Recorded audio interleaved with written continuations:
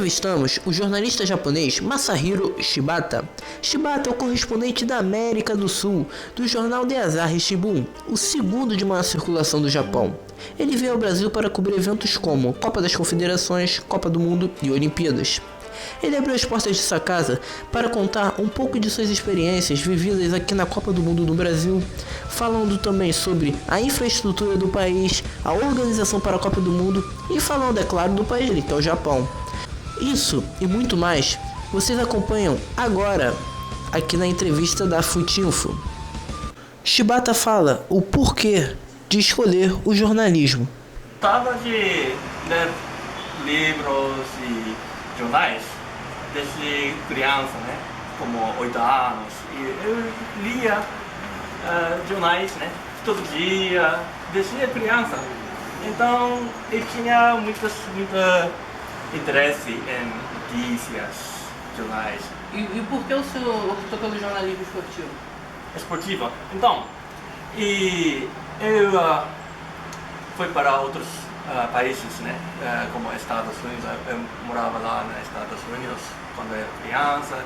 Eu morava em Hong Kong, como se diz, Hong Kong, antes de voltar para a China, né? Então eu queria muito interesse em outros países primeiro. E eu me tornei para jornalista depois de... Eu era professor um pouco, por um ano mais ou menos. E depois eu me tornei para jornalista, mas primeiro eu fiz fazia cobertura de tudo, como acidentes, né? Polícias, economias, eleições, coisas. Eu fiz cobertura sobre nuclear, usinários também, e militares também. E eu fiz por mais ou menos 6, 7 anos, fazendo outras coisas. O futebol, os esportes, eles são... o âmbito esportivo é mais light, né? A gente pode falar assim, que é mais light, mais tranquilo. No Japão? Comparado ao beisebol. O beisebol é o maior que futebol lá no Japão. Mas em 2002 teve a Copa do Mundo no Japão. Mas eu fazia outras coisas como militares, né? Então eu não tinha nenhuma chance de fazer cobertura de futebol naquele momento. E depois eu achei que eu quero fazer cobertura de esportes, né? Futebol. Se tiver mais chance, eu queria ir para outros países fazer cobertura de esportes. Então eu pedi para meu chefe se eu posso mudar departamento, porque eu estive no outro departamento que fazia cobertura de outras coisas. Então eu pedi para meu chefe disse, ok, tá bom. E eu me tornei para o departamento do esporte. E eu comecei fazendo cobertura de esportes desde 2003. Desde 2003? Então eu tenho uma experiência de mais ou menos 20 anos de jornalista, mas como jornalista de esportes, eu estou mais ou menos desde 12, 13 anos. E o senhor veio aqui para o país para cobrir os eventos como Copa das Confederações, Copa do Mundo e Olimpíadas, certo? Aqui? Tá bom. Sim. Essa foi a primeira Copa do Mundo que o senhor veio cobrir? Não, eu fui para a Copa do Mundo na África do Sul. Na África do Sul também? E qual foi a grande diferença entre o Brasil e a África do Sul? A África do Sul não é o país de futebol. Na verdade, é o país de rugby. Exatamente. Então, quando eu viajei pela aeronave, você pode ver muitos campos de rugby do que futebol. Mas isso foi o primeiro Copa do Mundo na África. Então tem significado, né, de ter muito grande evento na África e foi sucesso, né? Foi sucesso. Então tem que ter processo para espalhar futebol para todos não somente futebol, Olimpíada também. Aqui no Brasil é a primeira Olimpíada na América do Sul. Então tem que ter história, tem que ter processo um pouco a pouco. Então não foi como evento grande, né, como outros países na Europa, mas foi sucesso e isso é uma chance para fazer popular, né, futebol popular na África. Em termos de organização, o que você achou dessa Copa do Mundo aqui no país? Em termos de organização? Organização do Brasil? Yeah. Então, ok, eu conheço o Brasil, né? Eu estudei em São Paulo por um ano antes, para aprender português, porque eu não sabia nada. Eu comecei de A, B, C, né? 1, 2, 3. Então, eu morei em São Paulo por um ano, depois comecei a trabalhar. Então, eu sabia como é no Brasil. Mas não tinha nenhuma confusão muito grande, né? Não tinha criminais, né? Ninguém morreu. Muitas pessoas morreram durante a construção, né? Mas, além disso, teve menos confusões. Mas acho que o Brasil perdeu a chance de fazer mais infraestrutura em outras cidades, né? Como Manaus ou que mais? Fortaleza. Tem outras cidades que teve como planejamento de fazer trem ou não sei, infraestrutura, mas ainda não terminou. O Brasil ainda está caminhando e sempre tem planejamento de fazer metrô, né? Ainda tem obras aí da Copa do Mundo. Eu fui para Manaus, né? No aeroporto de Manaus. E lá é bem calor, né?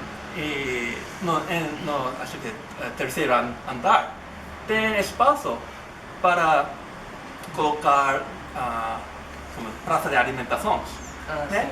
Mas ainda não tem nada. tem placa que fala aqui é praça de alimentação, preparando para a Copa do Mundo, mas depois da Copa ainda não tem.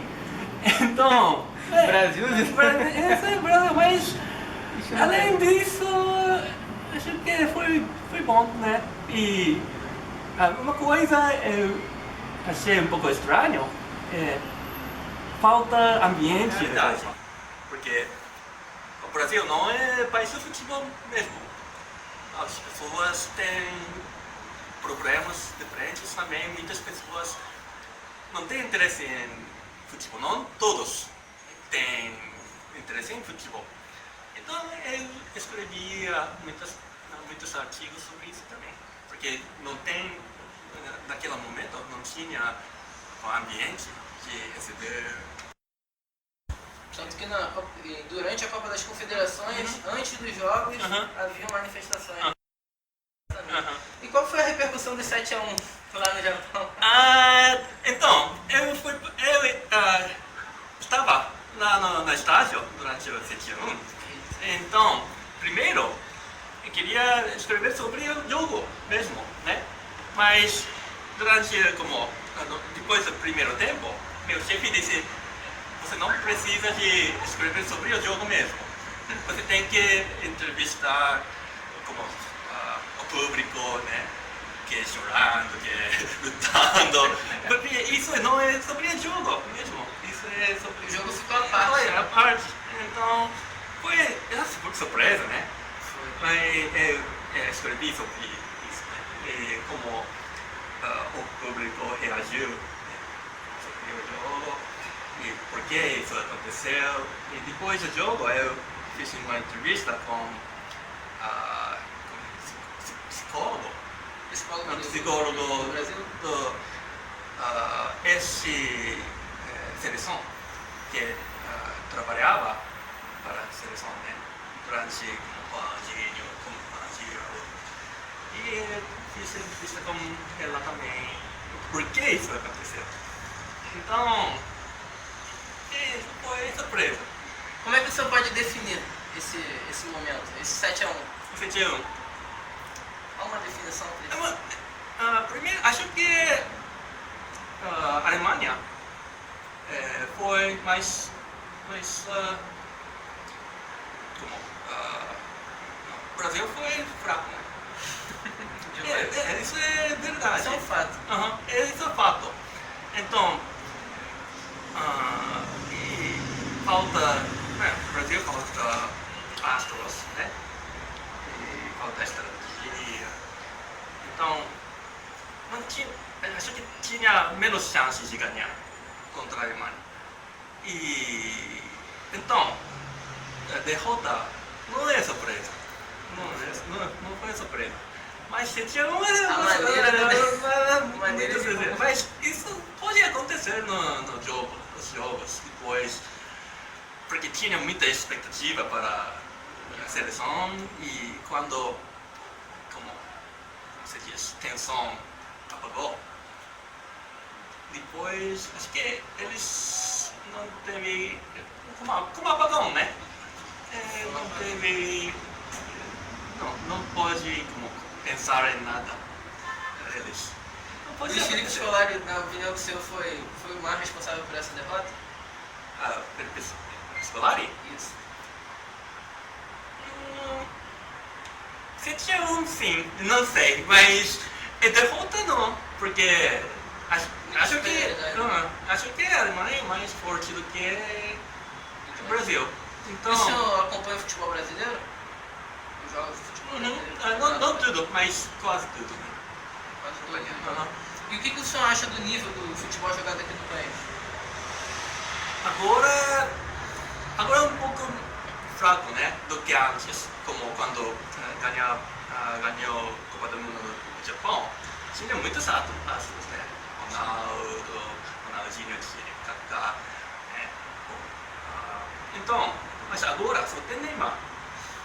E nível, tem muitos jogadores que jogam na Europa, mas não é nível tão alto. Só Neymar joga na Barcelona e Marcelo joga no Real Madrid, mas além deles não é tão grande.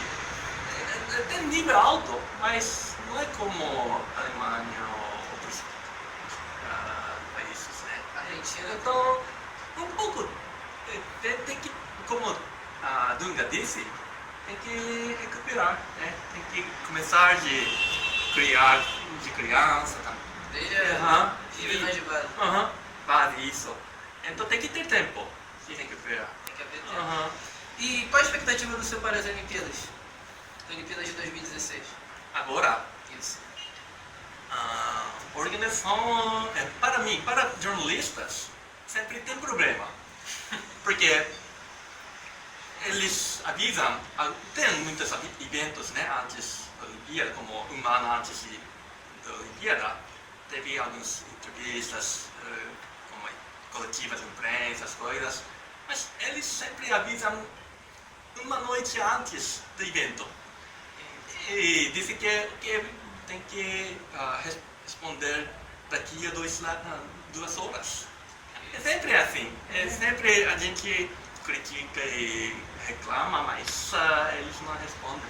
Então, como as pessoas que tratam jornalistas é muito ruim. Isso vem por parte do Comitê Olímpico? É, por parte do Comitê Olímpico. Então, sempre reclamam, né? A gente sempre reclama. Então, o planejamento é um pouco ruim, sempre troca as pessoas. Mas, acho sobre construção de lugares, né? De competições, agora dentro do prazo. Então vai ser pronto. E eu não sei sobre metrô até a Barra. Se vai chegar antes da Olimpíada ou não, mas tem que ter o tempo para chegar e experimentar. Porque tem que evitar acidentes. Tem que ter tempo antes e não pode fazer isso. Ok, tá pronto, vamos. É muito perigoso. Demais. Aham. Falando um pouco do povo japonês, o povo japonês ele é reconhecido por... Nas escolas lá do Japão, o esporte já é muito, como eu posso dizer, motivado. O governo motiva o povo japonês aos esportes. E eu queria falar a respeito disso, que a diferença do povo japonês no tratamento com os esportes com o povo brasileiro. No Japão, a gente faz quase todas as... muitas modalidades, várias modalidades. Aqui... O incentivo vem desde as escolas, né? Da escola, de como 7 anos. 7 anos, a gente faz tudo. Como, não, aqui é somente futebol, mas lá faz ginástica, como softball, handball, kendo, judo, basquete, futebol. Muitas modalidades, a gente faz tudo. Até universidade. Então, Nos Estados Unidos. e cada escola para primeiro educação, como se diz, Ensino fundamental, tem piscina. E então, todos os japoneses sabem nadar. Porque eles ensinam. Tem teste, né? Então, tem que nadar pelo menos 25 metros. Então, essas coisas assim. Então, tem aula de esportes, não sei, como 4 ou 5 horas por semana. Tem até universidade. E qual a importância, agora falando um pouco sobre o Zico, Zico, né? isso. Qual a importância, qual a representação dele para o povo japonês? O povo japonês acha que Zico é Deus. Deus de futebol. A gente fala assim, ele é Deus de futebol. No Japão tem esta cultura, né? E todo mundo sabe. Ele fez muita coisa por futebol japonês. Mas uma coisa um pouco diferente, ele era técnico da seleção japonesa e não ganhou a Copa. E isso foi a última coisa que Zico fez. Então, ele fez muita coisa boas, mas no último momento ele perdeu como técnico da seleção brasileira, seleção japonesa. Então, os japoneses gostam de Zico muito, mas a lembrança não é totalmente boa, né? Tem coisas um pouco difíceis também, porque tinha expectativa muito maior, né? Tinha Shinsuke Nakamura, Nakata, quando ele era técnico. Então tinha muita expectativa muito maior na Copa do Mundo. Mas ele perdeu, então os japoneses acham que Zico é bom. Então, isso era o primeiro, né, time que Zico trabalhou como técnico. Então, os japoneses acham que ele faltava experiência naquele momento. Então, a gente gosta muito, e muito importante, e todo mundo fala que Zico é uma pessoa muito importante para o futebol japonês, mas algumas pessoas acham que a lembrança não é totalmente, não é 100%. E o Zico ele é pré-candidato à eleição da presidência da FIFA. Você acredita que a Associação de Futebol do Japão apoiará ele? Acho que não. Acredito que porque político e Zico é coisas diferentes, né? E a Associação do Japão tem relacionamento muito grande, muito forte com Conmebol. Então, e outros países na América do Sul. E se Conmebol e outros países, como Argentina, Paraguai, Uruguai, eles apoiam outro candidato, acho que o Japão vai apoiar outro candidato, não sei. Mas acho que para Zico é um pouco difícil, porque ele falta a influência dentro do time. Platini teria mais influência. Sim. E Jerome Valk também. Por mais que o Jerome Valk recentemente tenha... E para a Federação de Japonês, a Associação de Japonês, eles têm que pensar sobre o que ele vai ganhar. Não é somente a amizade estratégica, essas coisas diferentes. Agora falando um pouco da evolução do futebol japonês. Além de Shunsuke Nakamura, que você já até comentou, muitos consideram ele como o maior cobrador de faltas dos últimos anos. Além dele, tem também, que está perto de se apresentar, ele está no futebol japonês, né? Tem também o Honda, que atualmente está no futebol italiano. Kagawa, que joga no futebol alemão, no Borussia Dortmund. Nagatomo, que joga na Inter de Milão. E outros jogadores que vêm surgindo no futebol japonês. Do que você pode... de que maneira tem ocorrido essa evolução, de maneira que venha surgindo esses novos jogadores, como tem ocorrido essa evolução e a partir de que momento essa evolução ocorreu no futebol japonês? Minha opinião, agora a evolução está parando um pouco. Está parando? Está parando. Até Honda, né, e foi para Milão e Kagawa jogava na Manchester United, e até isso tinha muitos jogadores indo para a Europa, mas agora falta talentos. Mas depois Shunsuke Nakamura, Nakata, muitos jogadores tentavam ir para a Europa, e como os brasileiros, não todos foi sucesso. Muitos jogadores brasileiros vão para a Europa e muitos voltam. Alguns faz sucesso e foi no primeiro, né, liga do país. Como isso? O Japão agora começou, muitos jogadores vão para a Itália, Espanha, a maioria vão para a Alemanha, mas no nível não tão alto, está parando. Acho que, não sei porquê, mas uma coisa antes Shunsuke Nakamura, J-League é a Liga do Japão, J-League só tem história de 20 anos, como profissional, só 20 anos. Então não tinha muita chance de ser profissionais.